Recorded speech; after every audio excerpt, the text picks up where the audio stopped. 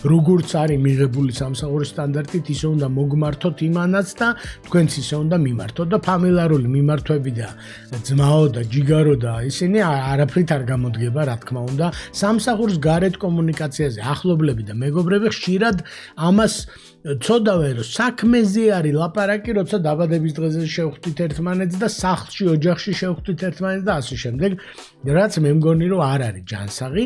ამიტომ, იმისთვის, რომ თქვენი მეგობრობა არ დაზარალდეს და საქმეც კარგად გამოვიდეს, ჩემი აზრით მნიშვნელოვანია, რომ დასაწყისში შევთანხმდეთ თამაშის წესებზე. მე ამას გავაკეთებდი საერთოდ სამსახურში აყვანამდე და დავრწმუნდებოდი, რომ მისაღებია ადამიანისთვის, აი ამ ჩემი მეგობრისთვის, ვინც სამსახურში ამყავს, ეს რეალობა. იმიტომ რომ ის შეიძლება საერთოდ სხვანაირ რეალობას იყოს მიჩვეული და მოლოდინი კონდეს, რომ მეგობრის თანამშრომელი იქნება და ეს იქნება ფაქტიურად მეგობრობა გადატანილი სამსახურში, რაც კარგს არ მოიტანს, ხო?